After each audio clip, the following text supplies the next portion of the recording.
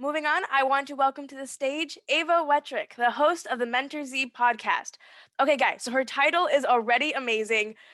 But get this, she started this podcast as a junior in high school. When I found that out, my jaw physically, mentally, spiritually, everything just dropped. She is already so accomplished, and her story points out that it's never too young to start a company. And as a current high school student, she definitely inspires me. Ava, I'm looking forward to your presentation. The floor is yours. Thank you so much. You know how to hype up a guest. You do.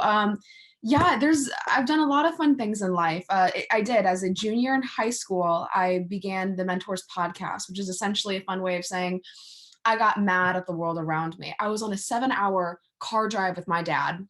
We were going to one of his speaking gigs.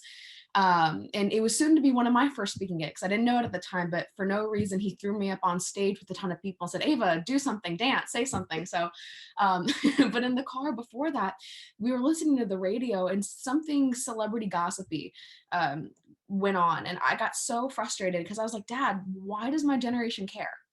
Why do they need to know what these celebrities said? Yeah, they're good people, and yeah, they want to help people in a certain way, but I think a lot of times, especially in the world that we are living in currently, it's more of a commodity. Oh, you like what I can do? Buy my merch, right? And the people that I've grown up with in my life are like Seth Godin, Tom Bilyeu, Tim Ferriss, Jocko Willink, just the list goes on and on. Essentially, there's a bunch of people out there that genuinely want to make the world a better place, but they're not really reaching Generation Z. And I said, Dad, I know these people. They have given me so much. So much in life, so many lessons, and I want to produce that for my peers. And my dad kind of smirked in the car, and he was like, okay, so what are you going to do about it? So I built a podcast, and this is where it's essential. The podcasting has helped me build meaningful relationships out the wazoo. As a young person especially, it's going to help you. Podcasting is essentially a fun way of having an excuse to talk to someone you admire, right? At 16, I interviewed one of my idols, Tom Bilyeu. He started Quest Nutrition. Now he has Impact Theory. He's just a billionaire that lives in California. And he was honestly my muse when it came to interviewing. And I got to talk to him at the age 16, and he gave me a lot of great advice. And yeah, like if you want to do something in life, if you want to be a neuroscientist, or if you want to be a programmer, or if you want to be an accountant, honestly, all you have to do to build your network is start a podcast. And it's really rough at first. I'm not going to lie. Like, interviewing is tough. You think like, oh, I can just have a conversation with a person, but it is actually an hour long talking to a stranger. But because you've done research, you know everything about that stranger's life, and you just get to ask questions.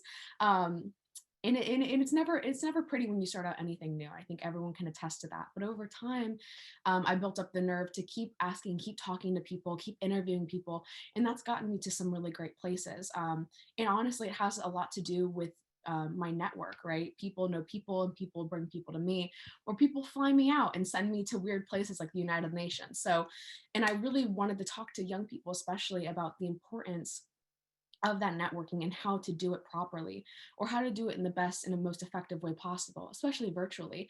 On top of going on to Zoom meetings and talking to people virtually, a huge thing you can start doing is creating content on LinkedIn. That's honestly how I got my start. I just made random videos and I put them out in the world, and no one watched. No one watched for a long time. But then as I kept putting out more videos, for some reason, it started catching people's eyes. And I was like, okay, well, I think I'm onto something here. I kept producing videos. They weren't anything special. Honest to God, a lot of times for LinkedIn, all you needed to do is just kind of hold up your phone and just do a one-on-one chat. And talk to the world. And I think a lot of young people also have trouble or difficulty saying, oh, what am I supposed to do? What am I supposed to talk about? I'm a high school student. I'm a college student. I clearly am. I'm a college student. What do I have to offer the world? What do I have to say? And honestly, you don't necessarily even have to offer anything. Something that I've learned is that great leaders will always want to help out young people. Great leaders will always want to come in and teach you, to mentor you, to give you advice. And that's exactly what I did. I treated LinkedIn itself like my personal mentor. I'd create these videos just saying, hey, I'm documenting my life. Here's what I'm doing right now. Here's what I'm excited about. Here's what I'm afraid of. And I also need some advice. What should I do? Or how should I do this? Right.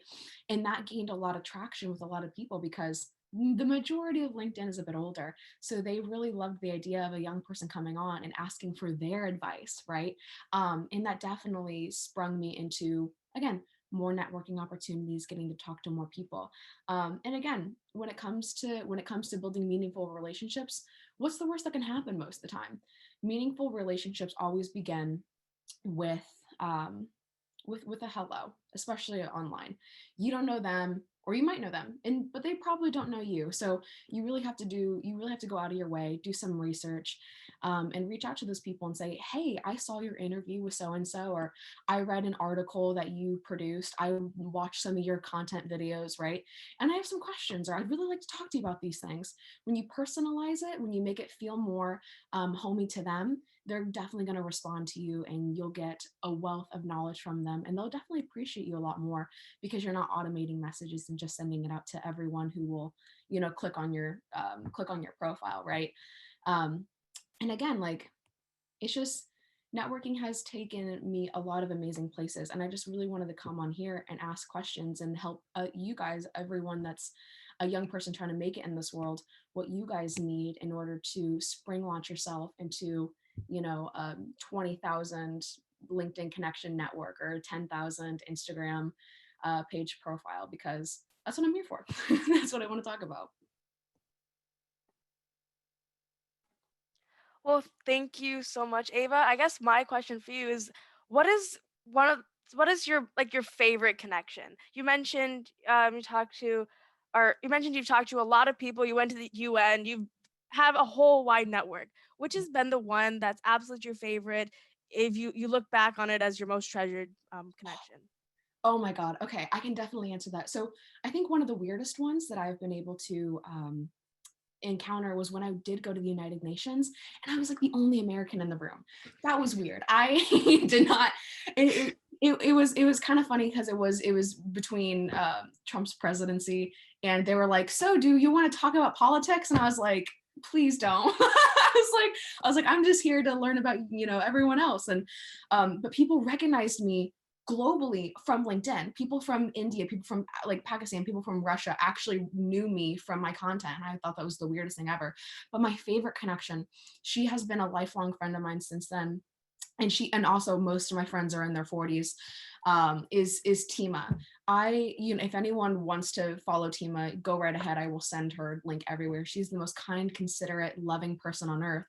I I made a video a long time ago just about movies, like for no reason. I made a video about movies and the deep meaning behind some cartoons, essentially. And for no reason, she just fell in love with that video. She reached out to me and we had a conversation about life and her daughter, and how much she admired me just as a young person. I'm like, what, 20 years younger than her. And she said some really kind things, and in turn I just made this video of me just like tearing up, talking about, I just had this conversation with Tima and she's just impacted my life so much. And now I just call her my LinkedIn mom, and I check up on her a lot because I love That's her so so much. sweet. And she's all the way in Australia, right? So like, you never know. You never know who you're gonna run into. You never know what's gonna happen, and you never know the opportunities you're gonna find when you network, because they come to you, honest to God, when you just kind of keep putting yourself out there. Definitely. And I'm sure you had a lot of struggles when you were developing your podcast. So were there any moments where you thought of giving up? And if so, how did you find the motivation to get through? Because right now today you've done a lot, but I'm sure it wasn't all smooth sailing. Yeah, no, I wanted to get. Do you know how embarrassing it is to like talk to a stranger? It's tough. Um, Talking to strangers is not fun, especially when you know a lot about them and they just don't even know who you are, right? So of course I wanted to give up. It was uncomfortable and it was painful and I didn't like it, but for some reason I wanted to keep doing it. And even through that pain I was like, wow, that sucked. But just like a kid, when you fall off a playground set, you dust yourself off and you're like, ow, that hurt, but I want to try again, right? And you keep trying again, and you keep building up the motivation and the confidence to do that. And even in from that, just like a writer or a podcaster or an artist, you build your own style from that too. So it's so essential to keep at it. And again, if anyone on here wants to build their own podcast, I am more than happy to talk with you.